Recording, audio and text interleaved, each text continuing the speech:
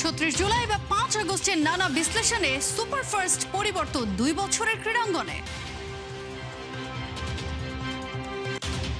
Darwin টেস্টের আগে asset test টাইগারদের, অজি একাদশের বিপক্ষে এবার প্রস্তুতির মিশন ওদের।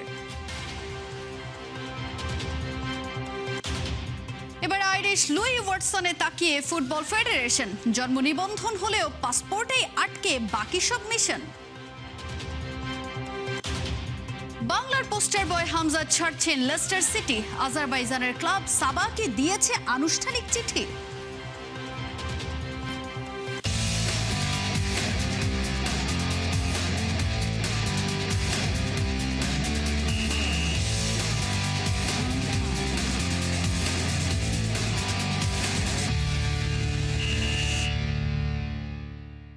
স্বাগত খেলা যুগে, আপনাদের সাথে আছি তাজিন খন্দকার। ৩৬ জুলাই বা ৫ আগস্ট বাংলাদেশের ইতিহাসে অন্যতম গুরুত্বপূর্ণ একটা দিন, যে দিনটা শুধু রাজনৈতিক পালাবদলের সাক্ষী নয়, নতুন করে স্বপ্ন দেখারও এক মোড় ঘোরানো মুহূর্ত। সেই পরিবর্তনের ঢেউ থেমে থাকেনি, রাষ্ট্রের সীমানায় ছড়িয়ে পড়েছে, সমাজের প্রতিটি অঙ্গনে স্পর্শ করেছে দেশের ক্রীড়াঙ্গনকেও। গত ২ বছরে বদলেছে নেতৃত্ব, এসেছে নতুন মুখ, জন্ম নিয়েছে নতুন প্রত্যাশার। পরিবর্তনের বিগত ২ বছরের ক্রীড়াঙ্গনের গল্প নিয়ে শেখ আশিকের রিপোর্ট। জুলাই ২০২৪ বাংলার রাজনীতির আকাশে হাতে গোনা উজ্জ্বল নক্ষত্রগুলোর একটা, যা এখনো জ্বলছে জল জল করে। তবে জুলাই কি শুধুই রাজনীতির দৃশ্যপটে আটকে আছে? একদমই না। ওলট পালট করে দিয়েছে দেশের ক্রীড়াঙ্গনের ক্ষমতার সমীকরণও। একে একে বিদায় নেয় দীর্ঘদিনের সব পরিচিত মুখ, হাল ধরে অ্যাডহক কমিটি, আর স্থায়ী নেতৃত্ব খুঁজে আনতে গঠন করা হয় সার্চ কমিটি। পরিবর্তনের প্রথম হাওয়া লাগে দেশের ফুটবলের সর্বোচ্চ সংস্থা বাফুফেতে। শেষ হয় গাজী সালাউদ্দিনের ১৬ বছরের রাজত্ব। সভাপতির চেয়ারে আসেন তাওহিদ আউয়াল। সেই পালাবদলেই বাংলার ফুটবলে শুরু হয় নতুন এক স্বপ্নযাত্রা। লাল সবুজের জার্সিতে অভিষেক ঘটে দেশের ইতিহাসের সবচেয়ে বড় তারকা হামজা চৌধুরীর। এরপর সমিত সুলিভান ব্রাদার্স ছাপিয়ে ফারহান আলী ওয়াহিদও হতে চলেছেন বাংলাদেশের। ক্ষমতার পালাবদলের সবচেয়ে আলোচিত অধ্যায় রচিত হয় বাংলাদেশ ক্রিকেট বোর্ডে। প্রথমে ফারুক আহমেদ, পরে বুলবুল। বিতর্কিত কর্মকাণ্ডে দুজনই সভাপতির চেয়ার ছাড়েন। এরপর আবারও দায়িত্ব আসে অ্যাডহক কমিটির কাঁধে। সেই কমিটির প্রধান তামিম ইকবাল গত ৭ জুনের নির্বাচনের রেকর্ড ভোটে সভাপতি হয়ে শুরু থেকেই একের পর এক দেখিয়ে যাচ্ছেন চমক। জুলাই আন্দোলনের রাজপথ থেকে রাষ্ট্র পরিচালনার দায়িত্ব, এই পথ চলার অন্যতম পরিচিত মুখ আসিফ মাহমুদ সজীব ভুইয়া। আন্দোলনের নেতৃত্ব দেয়া ৩ ছাত্র প্রতিনিধির একজন হিসেবে প্রায় ১৫ মাস সামলেছেন যুব ও ক্রীড়া মন্ত্রণালয়ের দায়িত্ব।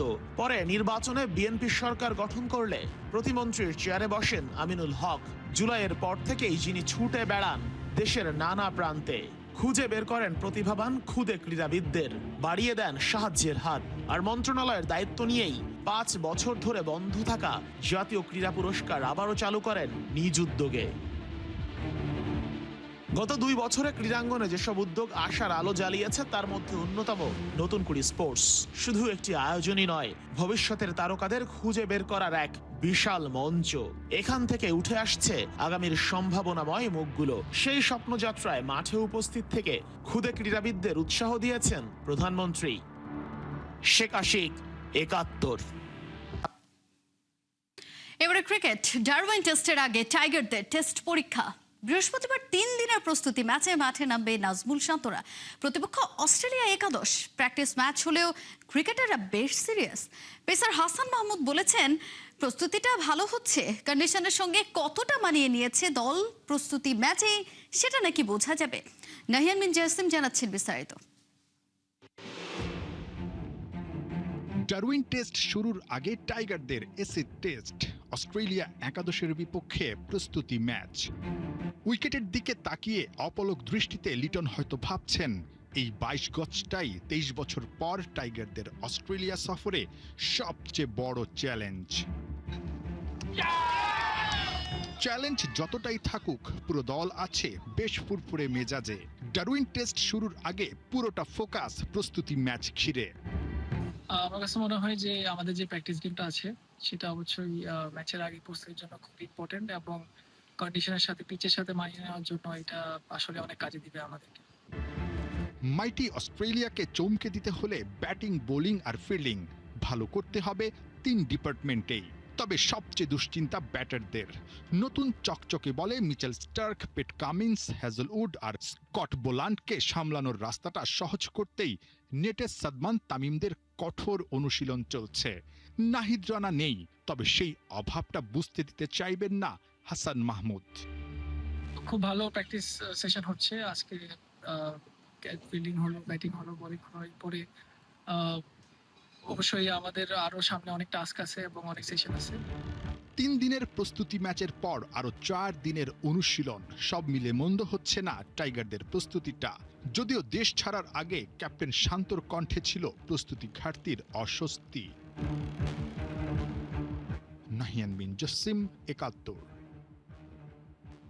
তাওহিদ হৃদয়ের ঝোড়ো ব্যাটিং আর সাকিব আল হাসানের ক্রুশাল মোমেন্টে নেয়া উইকেটে ভর করে ফাইনালে পৌঁছে গেছে জাফনা কিংস। গল গ্যালান্টসের বিপক্ষে জিতেছে 14 রানে।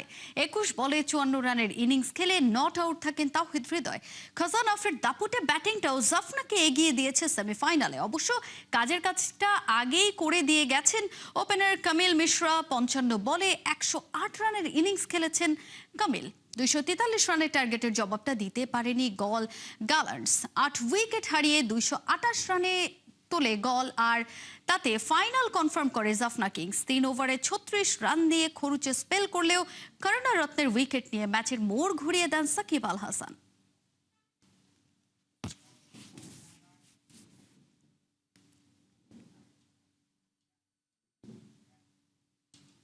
এবারে ফুটবল প্রসঙ্গ। হামজা শমীদদের অবদানে বদলে গেছে বাংলাদেশের ফুটবলের চিত্র। সেই তালিকায় লুই ওয়াটসনের নাম যোগ করতে যাচ্ছে বাংলাদেশ ফুটবল ফেডারেশন। ইংল্যান্ডে জন্ম হলেও আয়ারল্যান্ডের বয়সভিত্তিক দলের হয়ে খেলেছেন। জন্ম নিবন্ধনটা হয়ে গেলেও অপেক্ষা সবুজ একটা বইয়ের। আবু নাইম জানাচ্ছেন বিস্তারিত। ইংল্যান্ড থেকে বাংলাদেশে পাড়ি জমানো শুনলেই মনে পড়ে হামজা দেওয়ান চৌধুরীর কথা। তবে নতুন করে কেউ একজন এই বঙ্গদেশে পা ফেলতে পারে সেটা জানা আছে তো? The boy Louis Watson. নানান নাটকীয়তার পর লাল সবুজের জার্সি গায়ে জড়াতে পারেন এই আইরিশ বয়। ইংল্যান্ডের জন্ম কিন্তু জাতীয়তা এখন আইরিশ, কারণ ওই দেশের হয়ে খেলার স্বপ্ন থেকে বদল এনেছিলেন ন্যাশনালিটিতে। ইংল্যান্ড ও আয়ারল্যান্ডের বয়সভিত্তিক দলের হয়ে খেলেছিলেন, কিন্তু জাতীয় দলের টিকিটটা পাওয়া হয়নি। ব্যাপারটা লুই ওয়াটসনের জন্য মন খারাপের হলেও বাংলাদেশের জন্য এটাই সুযোগ। ওকে ফেরাতে পারলে উন্নতিটা লাল সবুজেরই হবে, কিন্তু একটা বাধা ঠিকই আছে, সেই পথ পাড়ি দেওয়া মোটেও সহজ না। আমি লুই ওয়াটসনকে প্রথম টেক্সট করি হোয়াটসঅ্যাপ মেসেজে, জেমি রেফারেন্সে। ওর সাথে সাথে উনি আমাকে গেট ব্যাক করে, বাট উনি বলেন যে উনি তখন ট্রেনিংয়ে খুব ব্যস্ত, ভেরি সুন উনি আমাকে সময় দিল, আমার সাথে কথা বলবে। অ্যান্ড ওই কমিউনিকেশন চলতে চলতে 11 জানুয়ারিতে অলমোস্ট 1 মাস পরে ফাইনালি তার সাথে আমার কথা হয়। We had a lovely long discussion. মিডফিল্ডে হামজা আসার পর বাংলাদেশ যেভাবে বেনিফিটেড হয়েছে, সেই একই জায়গায় লুই ওয়াটসনের মতো প্লেয়ারদের সার্ভিস নিতে পারলে মাঝে মাঠে শক্তিটা আরও বাড়বে। ইংল্যান্ড, আয়ারল্যান্ডের মতো দেশে ফুটবল চর্চাটা হয় উন্নত মানের। লুই ওয়াটসনের দীক্ষাটা তো সেখান থেকেই নেওয়া, তাই ওর ইনক্লুশনটা বাংলাদেশকে এনে দিতে পারে সাফল্য।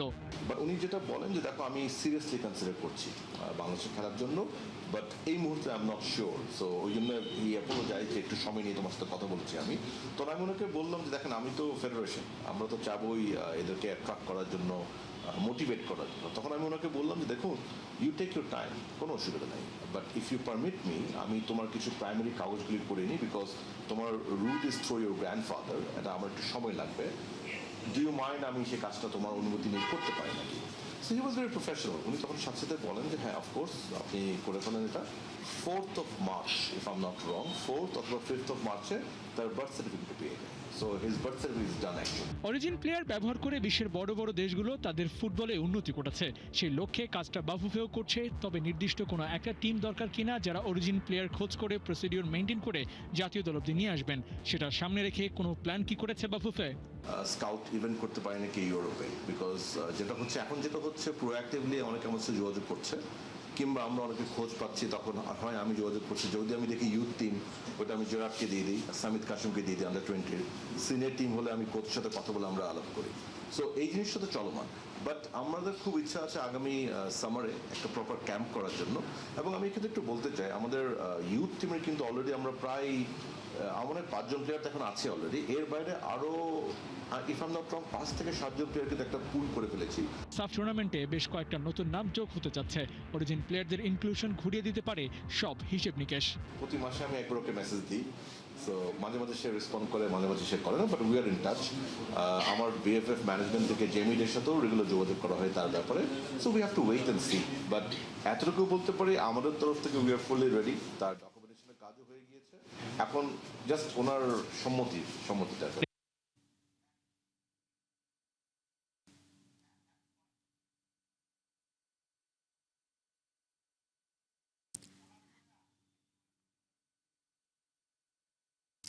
একটা মহাকাব্যের নতুন পাতার সংযোজন, যেখানে প্রতিদিন লেখা হতো লাল রঙের ইতিহাস। এই মহাকাব্যের নতুন পেজের গল্প লেখা হবে তুরস্কের ইতিহাস ঐতিহ্যের সঙ্গে নীল মেরুনের গল্প। দীর্ঘ 9 বছরের লিভারপুল অধ্যায় শেষে এবার নতুন শহর, নতুন ক্লাব ট্রাবজনস্পোরের সঙ্গে নতুন এডিশনের মোহাম্মদ সালা জার্নি। সবচেয়ে বড় সাইনিংয়ে দেশটা এখন উৎসবের আমেজে ভাসছে।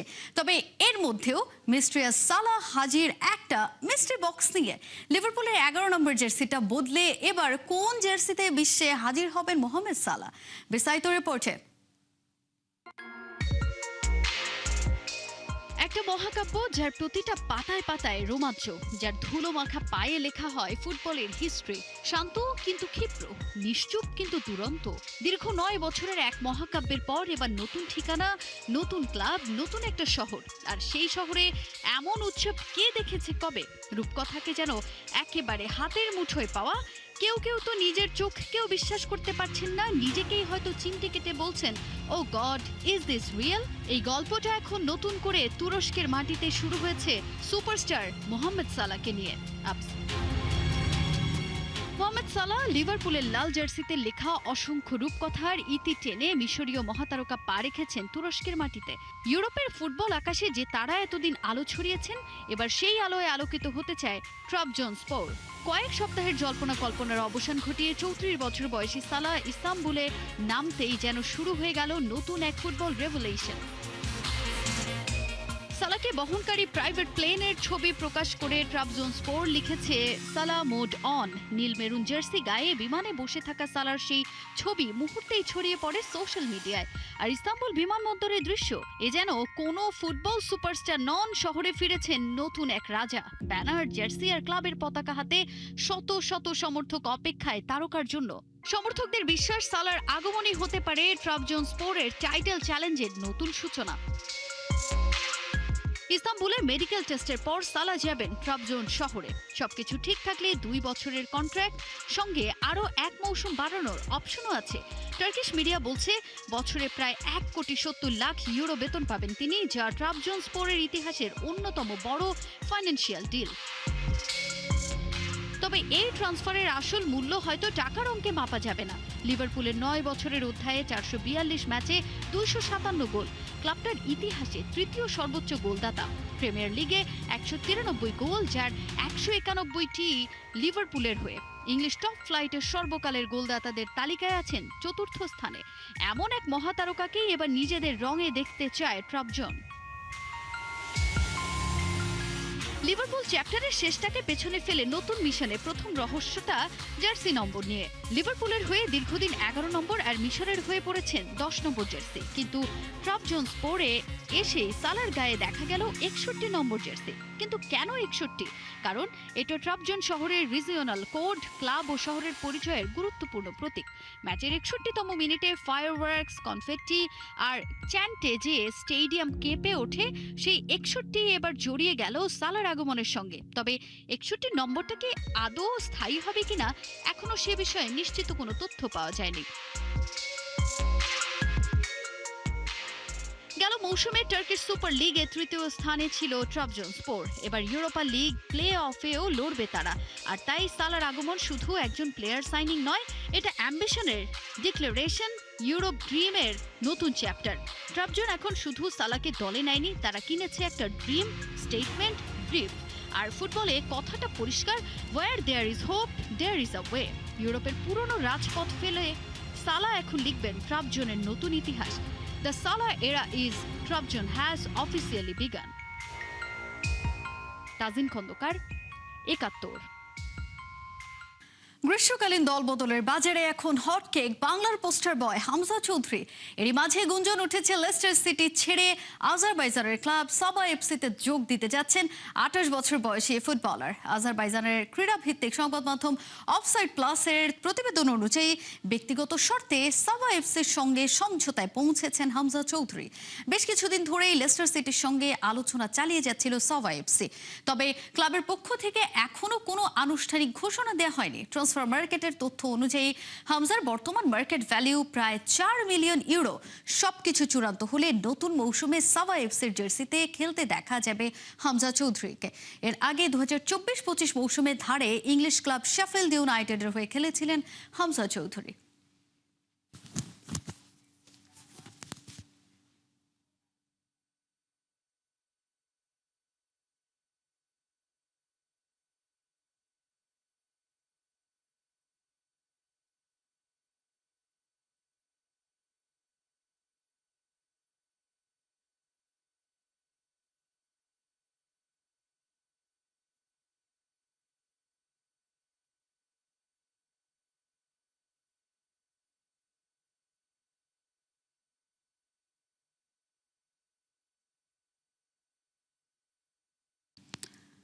মাদ্রিদের সিয়েরা ওয়েস্তে অঞ্চলের দাবানলে ক্ষতিগ্রস্তদের পাশে দাঁড়ালেন বিশ্বকাপ জয়ী মহাতারকা লিওনেল মেসি। ক্ষতিগ্রস্ত এলাকা পুনর্গঠনের জন্য ৮০,০০০ ইউরো সহায়তা দিয়েছেন এলএম10। সাম্প্রতিক ভয়াবহ দাবানলে সিয়েরা ওয়েস্তে অঞ্চলের ১৭টি পৌরসভার প্রায় ৩০,০০০ হেক্টর এলাকা পুড়ে ছাই হয়ে গেছে। এমন বিপর্যয়ের পর ক্ষতিগ্রস্তদের সহায়তায় একটি অনলাইন অনুদান পোর্টাল চালু করে মাদ্রিদ কমিউনিটি, যেখানে ব্যাংক ট্রান্সফার সহ বিভিন্ন মাধ্যমে টাকা পাঠানো যাচ্ছে। সেখানেই ক্ষতিগ্রস্তদের ঘুরে দাঁড়ানোর জন্য বাংলাদেশি মুদ্রায় প্রায় ১,১৫,০০,০০০ টাকা অনুদান দিয়েছেন আর্জেন্টাইন মহাতারকা লিও মেসি। মাদ্রিদ কমিউনিটির প্রেসিডেন্ট ইসাবেল দিয়াস আয়ুস মঙ্গলবার সামাজিক যোগাযোগ মাধ্যমে এই তথ্য নিশ্চিত করেছেন। শুধু অনুদান তোলাই নয়, পুনর্গঠনে ৪৩ দফা পরিকল্পনাও ঘোষণা করেছে স্থানীয় প্রশাসন।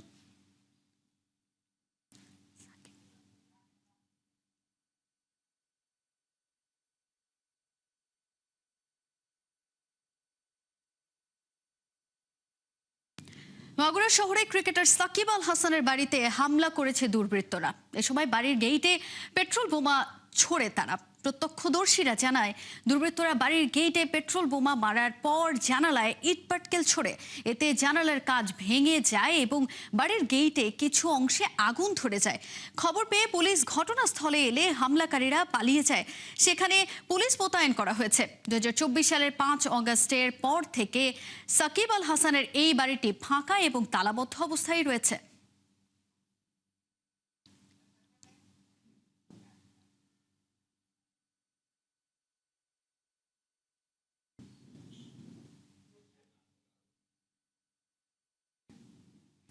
এই ছিল এখনকার খেলা যুগে সরাসরি সংবাদ আর অনুষ্ঠান দেখতে চোখ রাখুন ৭১-এর ফেসবুক পেজ এবং সাবস্ক্রাইব করুন ৭১-এর ইউটিউব চ্যানেল।